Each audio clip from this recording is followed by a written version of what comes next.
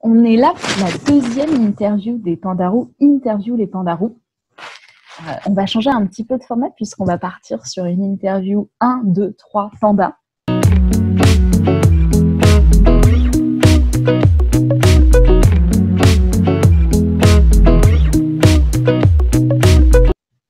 Quatre thèmes, 1, 2 ou 3 mots ou phrases ou projets à citer au fur et à mesure des questions.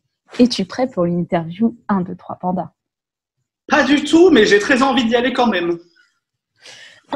Premier thème, les Pandarous. Est-ce qu'en une phrase, tu peux raconter les Pandarous? Alors, les Pandarous, c'est un petit média, tu l'as déjà dit, mais pour être un petit peu plus, je sais pas, poétique. Oh capitaine, mon capitaine! Je dirais que c'est un peu espace de bonheur, osons-le, où on met un tas de porteurs de projets, des gens en vrai, qui viennent de tous horizons et qui ont des projets qui tentent de réinventer le monde, de réenchanter le vivre ensemble et de nous faire passer à des modes de consommation, de production plus vertueux, plus solidaires, plus écologiques, bref, tout ce qu'on veut. Un petit espace de bonheur où on trouve des gens qui ont envie de changer le monde et qui le font et surtout, ça marche. Attention, 2 verbes pour parler de l'objectif des Pandarous. Alors, si je faisais du politico-communicant, je dirais sensibiliser et agir. Là, je suis à 2 doigts de la Startup Nation. Mais remarque, ce que je voulais dire en vrai, c'est faire rayonner, mais là, ça fait presque christique. Mais l'idée, quand même, c'est ça, c'est de faire rayonner pour que ça démultiplie, quoi. Donc, valoriser, démultiplier, informer, inspirer, ça fait plus que 2. J'en retiens 2, faire rayonner. Et en 3 mots, qu'est-ce que ça donnerait? Écologique, solidaire, humain. L'idée, c'est de ne pas être moralisateur, de ne pas être péremptoire, c'est d'essayer d'aller gratter dans tous les domaines de la vie. Qu'est-ce qu'on peut faire pour vraiment survivre?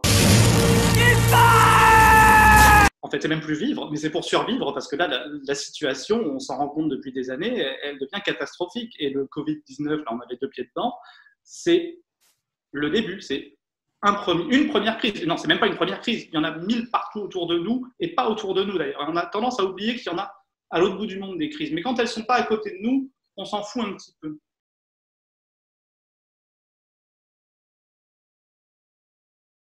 Donc voilà, les Pandarous, c'est pas péremptoire, c'est pas moralisateur, c'est juste qu'est-ce qui se passe pour changer le monde autour de nous et surtout quelles sont les solutions qu'on peut vous donner de manière très concrète et que peut-être vous pouvez démultiplier, vous.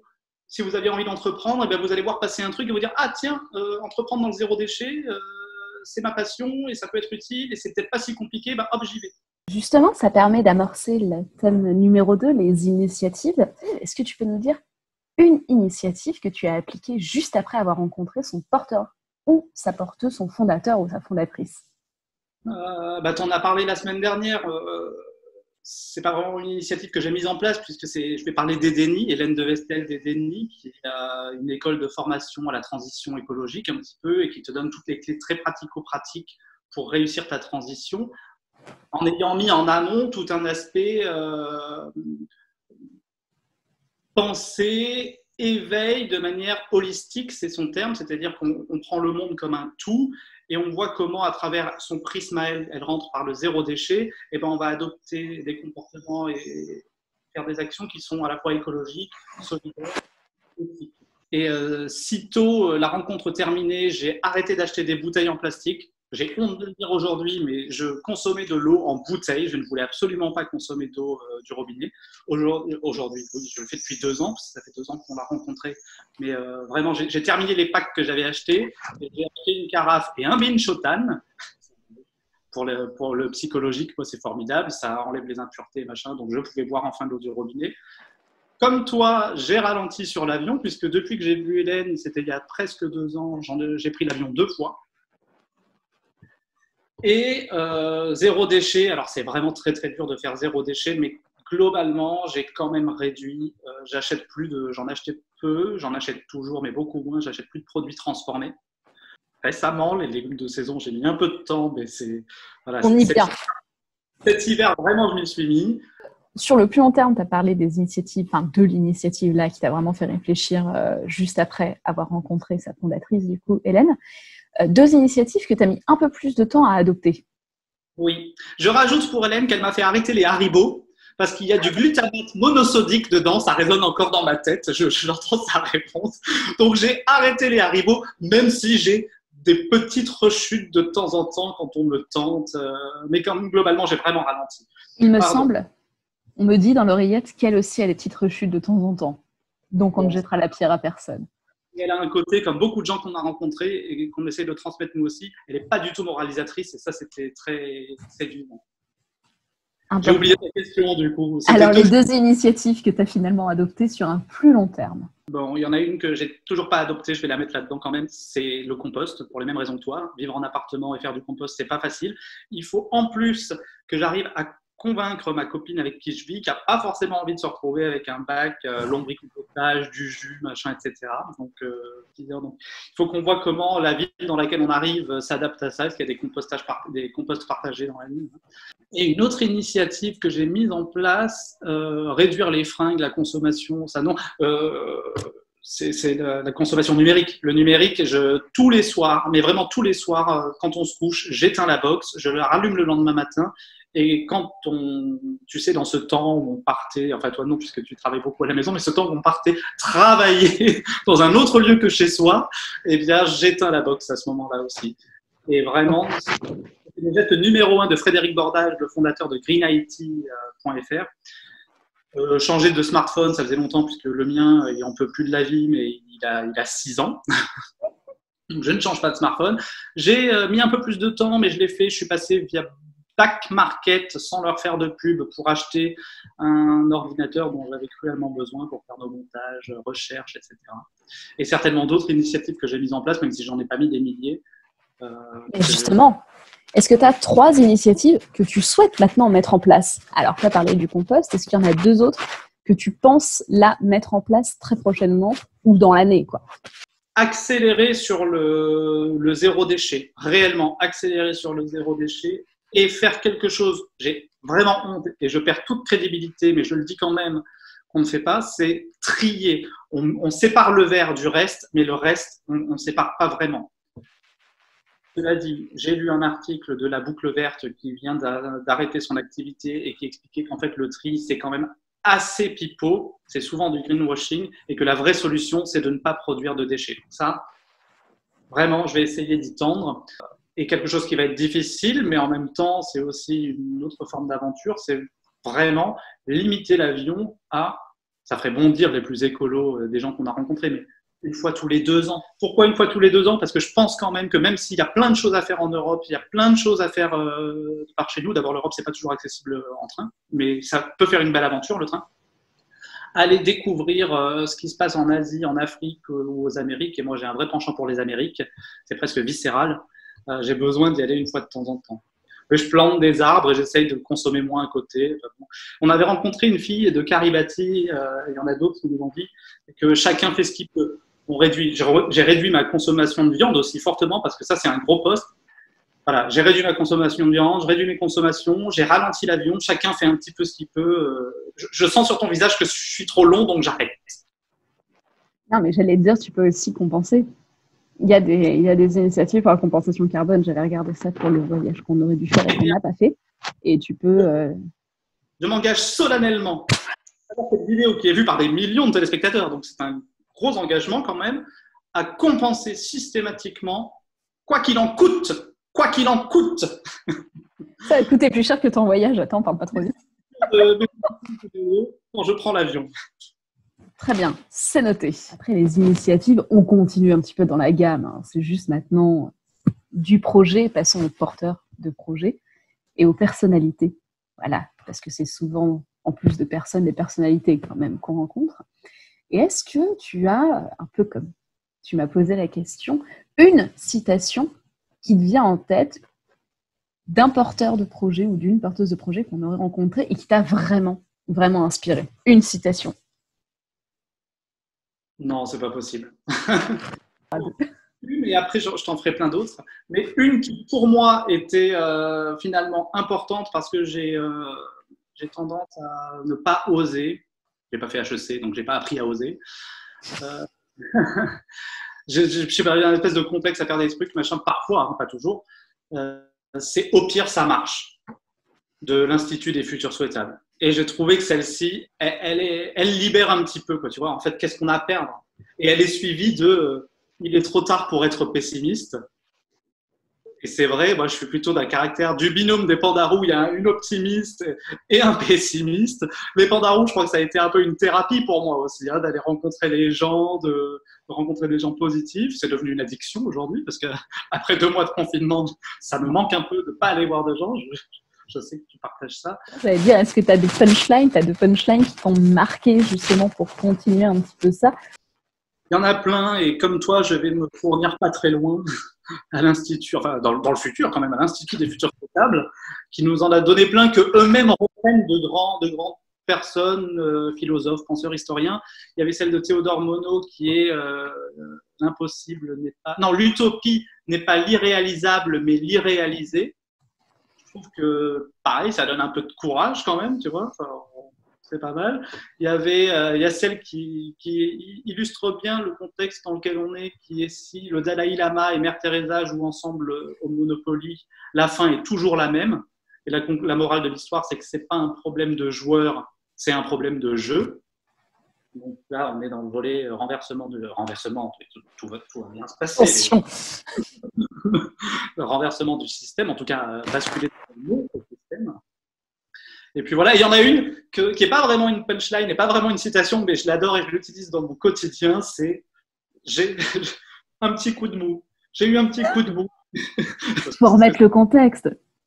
Je remets du contexte, c'est un projet que j'adore, il se trouve être mon voisin de palier, comme quoi parfois quand on fait du journalisme, entre guillemets, il ne faut pas aller chercher très loin, qui était un écrivain voyageur et qui avait décidé de quitter son job dans la com pour aller marcher de lieu-dit en lieu-dit. C'est lieu-dit qui avait un sens. Et il a notamment marché entre la vie et la mort, la solitude et la compagnie. Et il nous explique qu'il a voulu aussi aller nager dans le bonheur se trouvant être une rivière, et qu'il avait tout calculé pour arriver au bonheur le jour de ses 50 ans. Et il nous explique qu'effectivement, le jour de ses 50 ans, il est arrivé devant la rivière, mais qu'il n'a pas pu se baigner. Et là, il met un grand blanc, et on est tous les deux comme 2 ronds de frites. Et je me souviens, c'est moi qui lui dis sécheresse, parce que pour moi, il y avait que cette explication technique. Tu vois, pourquoi tu n'as pas pu te baigner puisque tu es arrivé dans les temps, machin. Je vois pas pourquoi tu peux pas te baigner. Donc, sécheresse, il n'y avait pas d'eau, tu vois. Et lui, il nous répond presque stoïque, mais avec un petit peu d'humour derrière. Non, petit coup de mou. Et on a tous les 3 fait éclater de rire ensemble, et ça, c'était un grand moment. Sécheresse.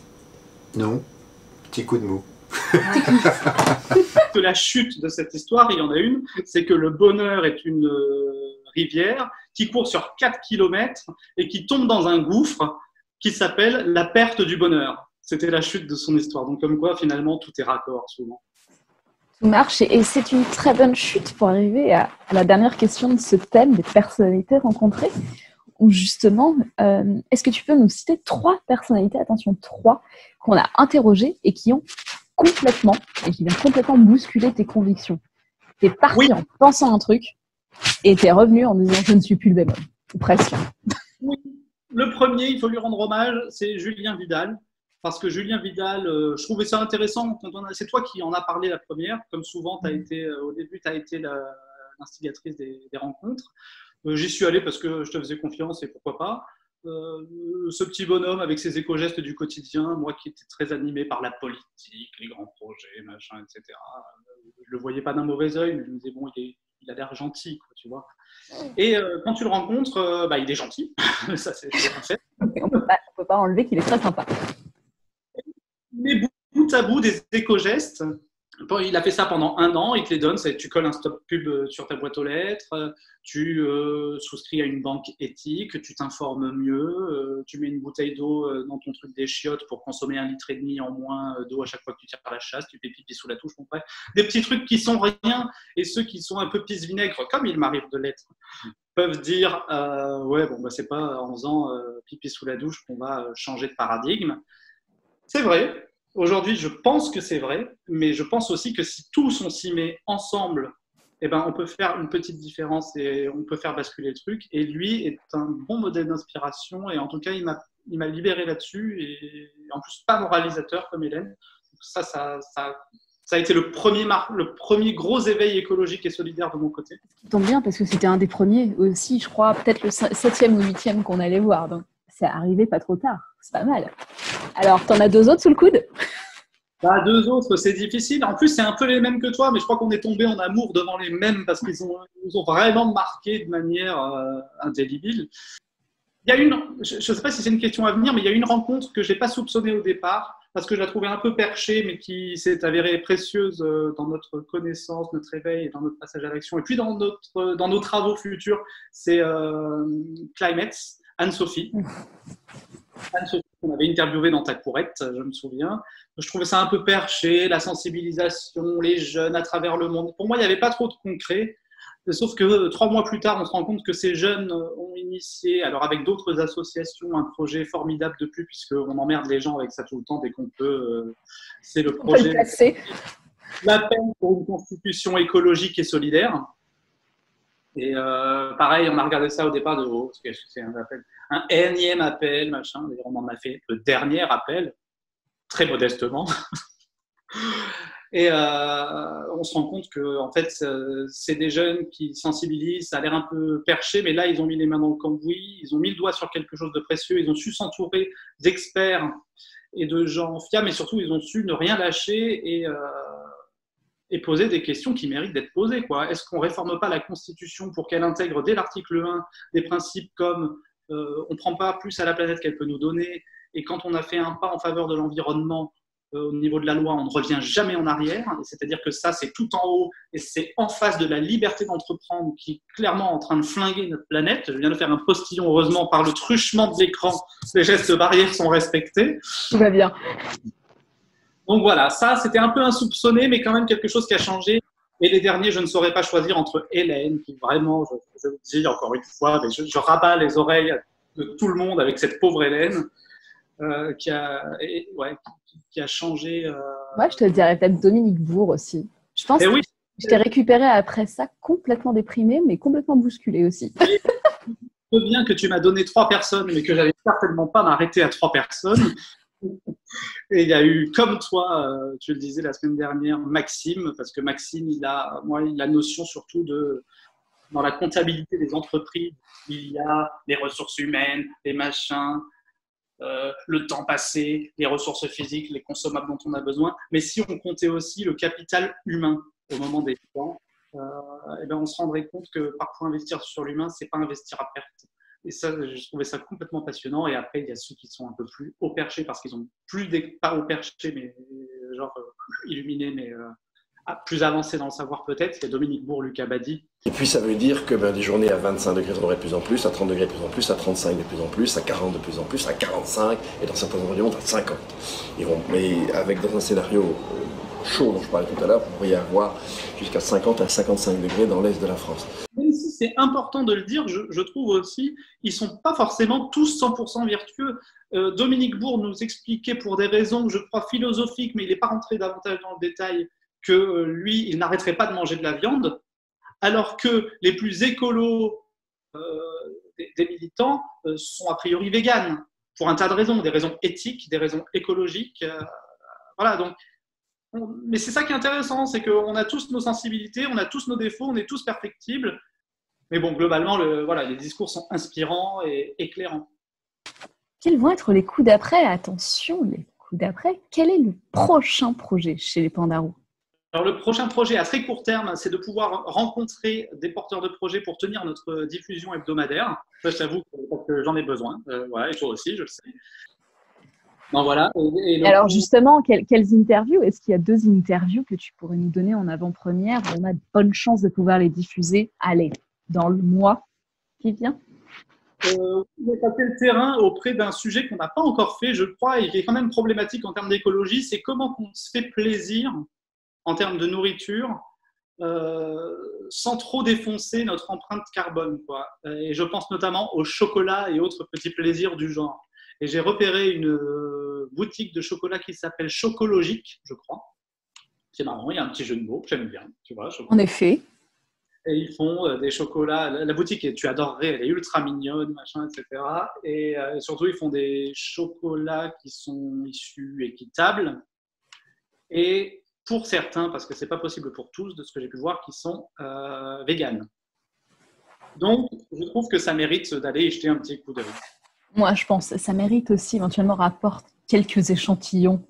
Je pense qu'il va falloir essayer tout ça.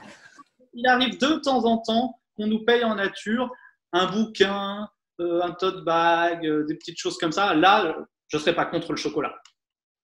Et moi non plus. Bon, excellent ce teasing qui nous met l'eau à la bouche.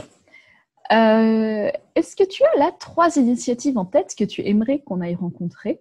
Il y a un truc qu'on savait déjà, nous, et que la crise Covid a mis en évidence, c'est que se nourrir, c'est un truc essentiel. Et Maxime le disait, dans une punchline de Maxime quand on l'a interviewé pour la Constitution écologique, ce fameux projet, qui nous disait, quand ils vont se rendre compte, tous les mecs, les multinationales et les oligarques, en gros, que le pognon, ça se mange pas, on sera comme des cons, quoi. De l'Indien de la pêche qui disait, enfin je crois que c'est un Apache qui disait quand on aura mangé tous les poissons des rivières, tous les trucs, on comprendra que l'argent ça se mange pas. Bah ouais, forcément.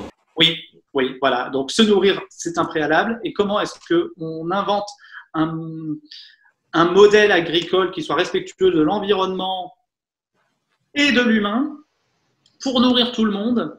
Ça, j'ai envie de savoir comment on fait, et même si on a quelques pistes, donc j'ai envie d'aller rencontrer une ferme agroécologique et découvrir ce genre d'agriculture alternative, de voir comment ça peut s'articuler avec la grande distribution, même si là c'est quelque chose, justement, c'est peut-être à explorer ce truc-là.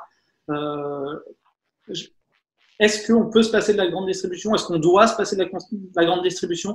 Peut-être que s'ils adoptent des comportements vertueux, ils ont leur utilité. C'est une question à laquelle aujourd'hui je ne sais pas répondre. Je suis un peu réticent à l'histoire de passer par la grande distribution pour se nourrir, mais peut-être que c'est un incontournable. Donc c'est quelque chose en tout cas qu'on doit explorer à mon avis.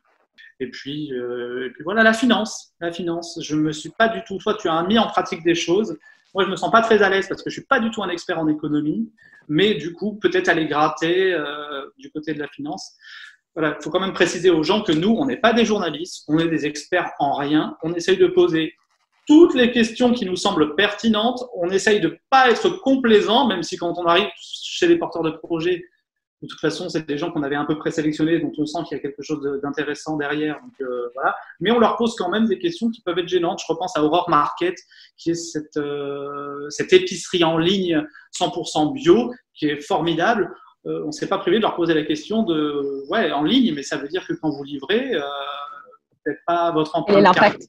n'est pas terrible. Et je crois que d'ailleurs, ça peut faire partie des initiatives qu'on peut retourner voir, parce que depuis, je ne dis pas que c'est les Pandarous qui ont permis ça, mais depuis, je crois qu'ils ont travaillé sur le côté aussi livraison. Et quand on souscrit chez Aurore Market pour faire les 30 projets, on paye un abonnement à l'année, et cet abonnement, ça nous donne accès à des produits bio 50% moins chers en moyenne, et surtout l'abonnement il sert aussi à financer des familles qui n'ont pas les moyens de s'acheter du bio, qui elles ne payent pas d'abonnement. Donc il y avait quand même une super base, un super terreau, et c'est ça aussi qui est intéressant, c'est qu'au fil du temps, d'abord il faut dire que les projets qu'on a rencontrés, je pense qu'il y a 95, on pourrait faire le tri, mais il y a 95% d'entre eux qui sont toujours en vie et qui sont viables, ça fonctionne. Est-ce que ça fonctionnerait à une échelle globale? Peut-être pas, peut-être pour certains. Bref, en tout cas, aujourd'hui, ça fonctionne.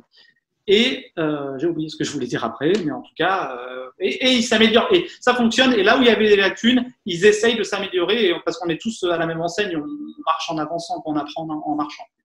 Ça en un tweet, avec 2 phrases et 3 hashtags. C'est strict, hein.